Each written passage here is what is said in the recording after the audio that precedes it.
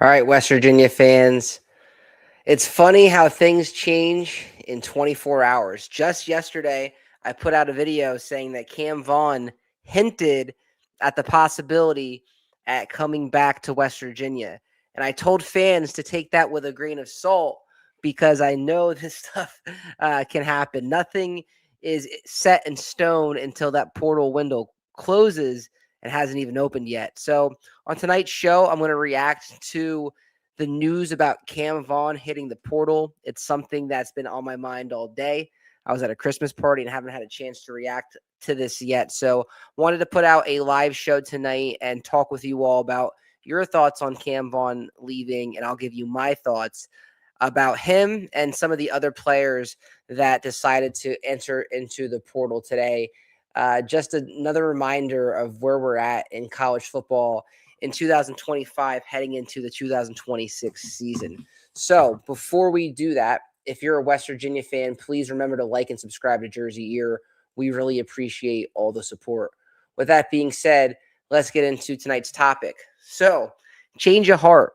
Like I said, last night I put out a video and I was late to the party. Cam Vaughn announced like 3 days ago that he was going to come back to the West Virginia Mountaineers. He was on his, I believe, TikTok or Instagram, and someone asked him if he was coming back. And he's like, "What do you mean? I'm definitely coming back. I'm a Mountaineer for life." Well, we saw the tweet today and it came out, and that is not the case. Cam Vaughn is going to be taking his talents elsewhere, which stings as a Mountaineer fan, if we're being honest, right? He was probably the most exciting player on the offensive side of the football this year, at least consistency wise. And he was only a sophomore. And it felt like we really had the next great West Virginia receiver watching this guy, especially early in the season. However, with that being said, there was also a lot of signs that this could possibly happen. Going back to the last game of the season and his body language on that Max Brown interception, where he basically just walked off or jogged off the field without even attempting to tackle the guy. I'm a fourth grade teacher, and one of my biggest lessons to my students is body language and carrying yourself the correct way. His body language just looked like a frustrated guy at the end of a frustrating season, and you knew this could be a possibility.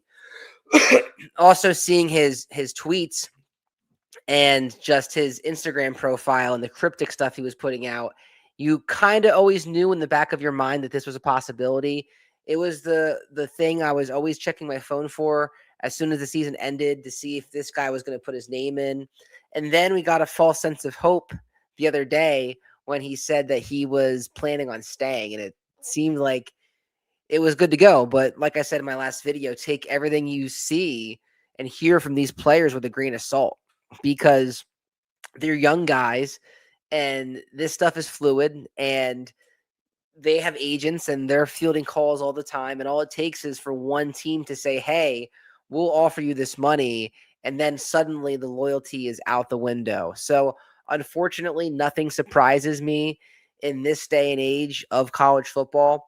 As a West Virginia fan, it's almost like we've been desensitized to it. I mean, I'm going to do a college football preview video coming up soon. And some of our best players, our favorite players that we've watched over the last few years, we've seen do some decent things on the teams. You look at guys like Hakeem Ezador, CJ Donaldson, Tyke Smith won a national championship. So we've seen our fair share of players hit the portal. So this is something that is not surprising, and it's something that we're kind of used to. And let's be honest, this is not just a West Virginia problem anymore. A few years ago, it felt like this was constantly a West Virginia Mountaineer issue where we were losing guys like Mesidor and Smith and Winston Wright and all these great players. And it felt like West Virginia was really getting hit hard by the portal. Where now, if you check Instagram, you check Twitter, you check ESPN, any of the sources, it's not just a West Virginia issue. Look what's happening in our conference alone with Sorsby and Sam Levitt entering the portal. This is no longer just a West Virginia problem. This is a college football problem as a whole. So disappointing day, and I'm going to break down why it stinks, but I'm also going to break down why the sky isn't falling and how this guy is replaceable. So let's get into those topics. So why this hurts and why this stinks as a West Virginia fan? Obvious reasons, right? He's the team's leading receiver. He had that explosive playmaking ability. He could go up there for the 50-50 balls and get them. He can make the one-handed catches. he could go and have explosive plays just all the time. And he seemed to have the potential to be the next great West Virginia football wide receiver. It seemed like he had that skill set. He's a guy that played in Rich Rod's system for multiple seasons, and you figured in year 3 he would only improve on the numbers that you see here. Then obviously he was really limited in the offense based on what pieces were around him, right? You look at how poor the offensive line was, and with West Virginia's offensive line being so poorly, the game plan totally went out the window. You couldn't run the ball, which means you couldn't pass. They couldn't pass block. They couldn't do much of anything. So the fact that he did put up 35 catches this year is impressive. You have to give that to him for sure. So these are the reasons why it does stink. And I've put out a video a few weeks ago of the top 10 players that I thought were the most important that West Virginia should try to retain. And I'm not going to lie, he was number 1 and Jaheim White was 2. So unfortunately, we lost both of those guys. But at the same time, I think every person on West Virginia's roster, especially this year's team, is replaceable. I'm going to get into that now. So the first question is, did we overvalue Cam Vaughn now that he's gone? And I am extremely guilty of this. And I have a bunch of YouTube shorts out that I produced and from clips of my shows talking about how great Cam Vaughn was, how he's the next great West Virginia wide receiver, how we must retain him and pay him. So I'm guilty of this. But if you take a snapshot and look at the stats, maybe he wasn't all that as we expected, right? So let's just look at the last 5 games of the year when Scotty Fox was a starting quarterback, okay? So on the right, you have Jeff Weimer. On the left, you have Cam Vaughn. You look at the numbers, right? Up top's Weimer. Down below is Cam Vaughn. So very similar numbers here. I actually think that Jeffrey Weimer had 3 more catches than Cam Vaughn and about 100 more yards receiving than he did. So even though Cam Vaughn was, in our eyes, the number 1 receiver and the future of the room and this great receiver, if you look at the production the last half of the season, he might not have even been West Virginia's number 1 receiver anymore, right? Jeffrey Weimer at the end there seemed like he was taking reps from Cam Vaughn or getting more targets than Cam Vaughn, believe it or not. So again, and Jeffrey Weimer is a guy that barely played in the beginning of the year because of eligibility issues, right? So if you just look at these numbers here, very comparable to Jeffrey Weimer. And Jeffrey Weimer is not seen as someone that is super elite. If Jeffrey Weimer had another year of eligibility and hit the portal, would it get this much of a reaction? I don't think so. So just look at those numbers there when Fox really started to heat up at the end of the season. Cam Vaughn was not as much of a factor as we might have thought. And then if you look at his production over the 2 seasons that he's played, and granted, he's a young receiver, he's pretty consistent of where he is, right? So if you look at his first year stats at Jack State, in the first few games, 2 catches, 1 catch, 6 catch, 2 catches, 7 catches, 2 catches, 4 catches, 1, 7, 1, 2, 4. So like he might get you 3 catches a game, but a lot of times they're explosive plays. His numbers were a little skewed at Jack State because if you look at the last game of the season, he piled on the numbers. He had 9 catches for 103 yards and a touchdown. So those numbers, again, that was the outlier in that game. It wasn't exactly what he was doing each and every game. And then you fast forward to this season, and again, he catches 35 balls, but 7 of those catches came against Robert Morris in week 1. And then after that, in big games, was okay, just was average, right? 2 catches for 43 yards, 3 catches for 34 yards, 2 for 11, 3 for 62, 2 for 43, 2 for 15, 6 for 85, 1 for 24, 2 for 18, 3 for 79, and 2 for 0. So again, these numbers aren't aren't crazy because he had very poor circumstances around him, and maybe that's why he's deciding to leave, because of how poor the offensive line was and how there was a lack of playmaking ability around him and inconsistent quarterback play. But you got to think next year that's going to be a lot better. Hopefully we don't have the injury problems that we had this year and things like that. But if we just take a snapshot of the numbers, and numbers don't always lie, I don't know. I think he's a good receiver. I'd rather have Cam Vaughn than not have him. But maybe we shouldn't overreact about this guy not coming back just based on the production that he's had in his college career so far. It's not like we're losing Tavon Austin or Kevin White. We're losing a quality receiver, but it's not like he's a superstar like Jordan Addison was at Pitt when he went to USC. All right. And then I want to also just look at Cam Vaughn compared to other receivers that we've lost, because we've lost some really good ones over the years. And I want to hear from you guys in the comments, even if you're watching this on replay, like, where does Cam Vaughn even stack up against guys that we've lost in the portal that finished their career elsewhere? So let's just compare him to Caden Prather. Caden Prather's year played one less game, 52 balls caught, 500 yards receiving. Is Cam Vaughn as good as Caden Prather was? I don't know. I kind of find that hard to believe. Then you look at a guy like Winston Wright, caught 63 balls that junior season and was really, really explosive. Is Cam Vaughn a Winston Wright? I don't know. I think he had the potential to be there, but I think has a type of potential to be in that level, but it's not like we haven't lost key receivers before. I have a comment real quick. It says, "Good evening. Hope everyone is having a blessed holiday season this far." Hey, man, I really do appreciate you. I definitely have had a great holiday season. I hope you have as well.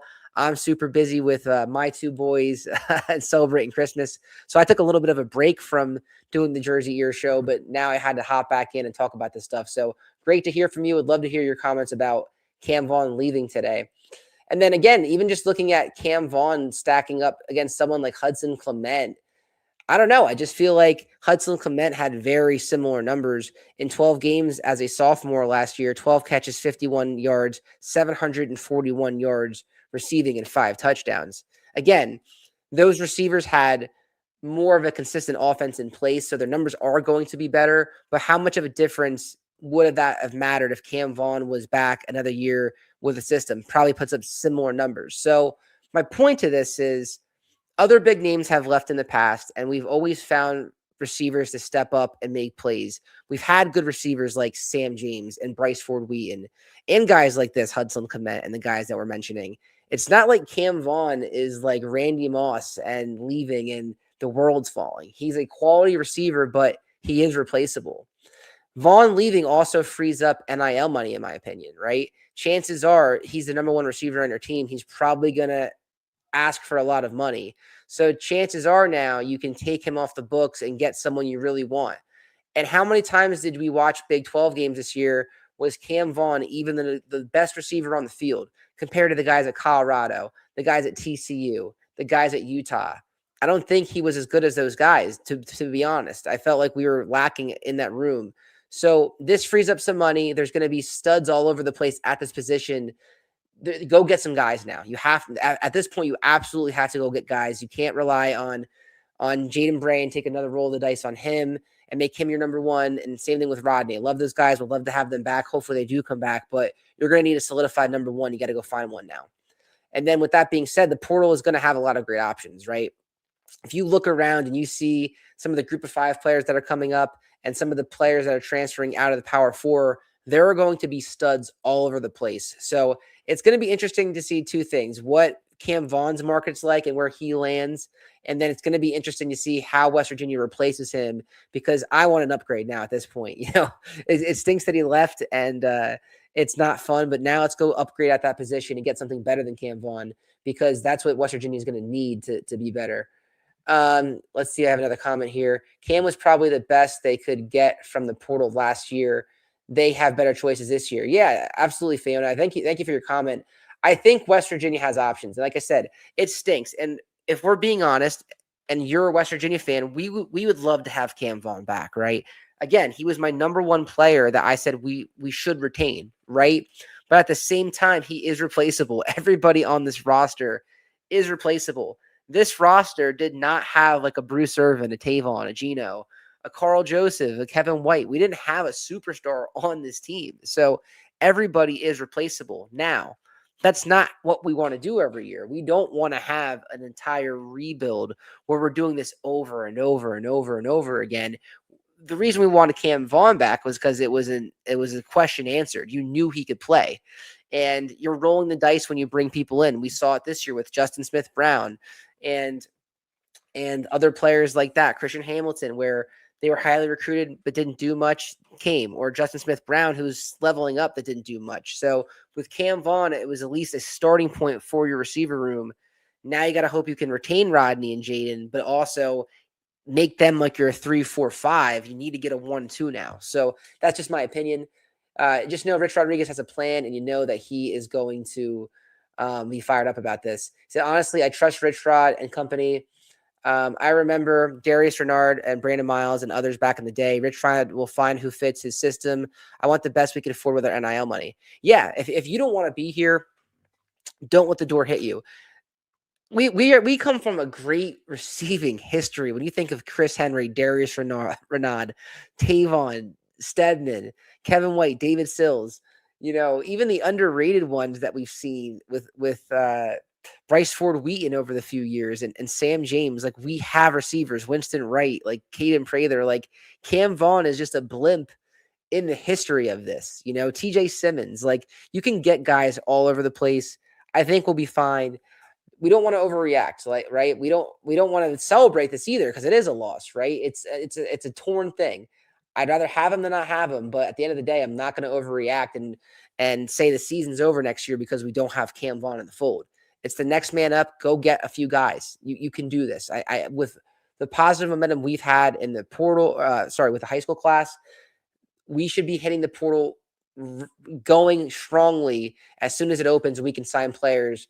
And let's face it, right now, this is the time that stinks as a West Virginia fan, right? Is saying goodbye to the players. The players have tough decisions to make, and this is going to happen all across the country. So this is the part that stinks. But in a few weeks, when the portal opens up and we can actually sign players and have players commit, that's when it's going to get exciting. So we have to get through the crappy part now to get to the better part in a few weeks when we'll be putting out videos of who we signed, show their highlights, and get hyped for the season. Right now, we just kind of have to get through this blip. But I appreciate your comment, man. Like I said, I think we're in good hands with Rich Rod. He knows talent. He can pull talent out of anywhere and make it happen. I think he will moving forward. All right, let's talk about the other people that left today, and then we'll kind of put a bow on the show. So Israel Boyce decides to enter the portal. Not really surprised at this, to be honest. He had a really weird season coming in. Was listed as the starter on the depth chart for the week 1 game on the 2 deep, but then played very sparingly. 17 solo tackles, 1 forced fumble, 1 pass deflection. I'm surprised he's not coming back a little bit, though, because I feel like our room is very thin at a lot of positions. We've lost a ton of seniors, and I felt like he had a chance to come in and compete, but ultimately he decides that he needs a change of scenery. He was a Neil Brown recruit coming in. So it's, it's gonna be what it is with him. I'm sure we have a plan in place to replace him with other people. And let's talk about Xavier Bosley a little bit. Xavier Bosley, really head scratching career, was a freshman All-American at Jack State with Rich Rodriguez. Ended up transferring to West Virginia under Neil Brown and didn't play much for either Neil Brown or Rich Rodriguez. I would have figured with how poor the offensive line play was this year that Xavier Bosley would have found himself on the field based on the trust that he would have had with the coaching staff with Rich Rodriguez because he did it for him successfully at Jacksonville State. But that was not the case. And ultimately, if you can't get on the field this year as an offensive lineman, what does that say about your future plans at West Virginia? It's probably not great because they knew that they were poor. The PFF grade said it. You saw it with your eyes with all the missed assignments. And it was pretty eye-opening how poor the offensive line play was. And if you can't even see the field after you were successful at another school with your coach and then still can't see the field, I think the writing's on the wall for him. So he'll be looking for a fresh start. He'll be entering the portal. I'm sure he's going to go down a level and try to regain that success he had his freshman season at Jack State. And then Jarrell Williams, another receiver today, enters the portal. Only had 1 career catch for 17 yards, so obviously he's replaceable. We have a lot of JUCO guys in and things like that. Fiona Biscuit said, fire the O-line coach. Yeah, I don't know. A lot of people are saying that about Jack Bicknell. I'm going to try to be a little bit more patient with it because I think we have some recruits in that class. So I don't know. Some people are going to say that. I'm going to hold judgment for one more year and see what happens. But I think all of their contracts are due up in February. So pretty soon, West Virginia is going to have some decisions to make about their coaching staff, and I'm sure that's going to be one of them. So a lot of people share that same testament that you just said, but for me, I'm going to hold judgment a little bit. You said Jack McNell only had a 1-year contract. Yeah, I think most coaches had a 1-year contract. I don't think Zach Alley had a 1-year contract, but I'm pretty sure like everybody else was like a 1-year contract for West Virginia. So interesting decisions to be made for sure for West Virginia. Like I said, right now as West Virginia fans, man, we are just going through the tough part of it. It's not easy. Losing your favorite players like Jaheim White and Cam Vaughn stinks, and a lot of times we can see it coming. And that's the unfortunate part of being a college football fan right now is, can you truly get excited when a guy makes a play? Especially when your season kind of stinks. Like, for example, West Virginia, we had a season that we're not proud of, and we had a season that was disappointing in a lot of our eyes. And you could have said, well, at least Cam Vaughn is the bright spot of that season. Well, now Cam Vaughn is no longer a Mountaineer, and he wasn't really a bright spot for the future. He was just making plays for the next coach. So it's disappointing, like I said, but we'll get through this, and it'll get better. Swabby G said Allie had a multiple year deal. Yeah, from the get go. Yeah. So that's what I said. So yeah, Zach Alley, multiple year deal. When you pluck him from an Oklahoma State, you're probably going to put multiple years in place because you have to make a competitive offer against an SEC school. Zach Alley did some great things, so we appreciate him. I have some other comments here. Vaughn was a deep ball receiver, can't do that good with pass protection on the O-line. Yeah, so Cam Vaughn, a few things. He was a solid playmaking receiver. He can get the 50-50 ball and things like that. But a lot of times there were some alligator arms happening. There was some drop passes. And overall, the body language with him just was not great all the time. And you go back to what Rich Rodriguez says about loafing on the field, and he definitely loafed on that play and showed up Max Brown on the interception. And you could kind of see him walking off. And then he kind of got our hopes up the other day with saying he was coming back. Who knows if that was truthful, right? If he was just playing with us, or if he really was planning on coming back, but then a school offers him a ton more money. Only he knows that. I'd be shocked if he comes back now after what was, what happened today. So interesting times for sure for West Virginia. Like I said, though, I think he's replaceable. I think we'll be all right. We got to get through this tough time of having guys leave. The portal doesn't even really open until January 2nd. So guys are just announcing this. I'm surprised Nico hasn't hit the portal yet and things like that. Is Allie going to be Rich's coach in waiting? I think it's way too early to say that. I think Rich Rodriguez wants to be here for 7 to 8 to 9 years. So I think Zach Allie, unfortunately, if he can build a very consistent defense like we've seen glimpses of, because it wasn't always great this year, I think if Allie does have success, he's going to get other opportunities elsewhere, and we will only have him for a few years. I don't think Rich Rod's only planning here for like 3 or 4 years. So I don't think so, but you could keep your eye on that.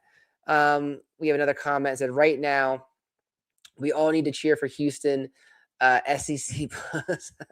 Yeah, so I'll be rooting for Texas Tech too this week. I think the Texas Tech game is extremely important for that conference, for our conference, because to wave that flag. And how about Pitt losing today to East Carolina? If there's one thing that we could be happy about, it's Pitt losing. And the bowl games have just been kind of brutal to watch. I know the Pop-Tart Bowl was pretty exciting, and the ACC lost today to a Big 12 school. That was a great game. But I watched the Penn State game today, guys, and Penn State had 33 players sit out of that game and still win that game. Cade Klubnik had no time to throw the ball at all. And he said here, possibly in a few years if it doesn't get poached. Yeah, I think, like I said, if you talk about Zach Alley and that situation, him being the head coach and waiting, I just don't see it right now. I think Rich Rod really wants to make this thing right. I think he has that 5-year plan, right? Rich Rod's talking about winning a national title and has big dreams, and he's not going to be able to accomplish that in just 2 or 3 years. He's going to need more time. So I think this is Rich Rod's last coaching job, and I think that he'll be here for the decade, and then after that, they'll have to make a move because he'll just be too old at that point. He'll be feet up and retired at that point. All right, guys, unless you guys have any other comments, I'm probably going to hop off of here. I really appreciate everyone hopping on. Us Mountaineer fans have to stick together. The world is not caving. It's not over. Okay, it was just one player that's a high quality player that left, but he is replaceable. Like I said, I appreciate you guys. Let's go Mountaineers. We'll talk to you guys next time.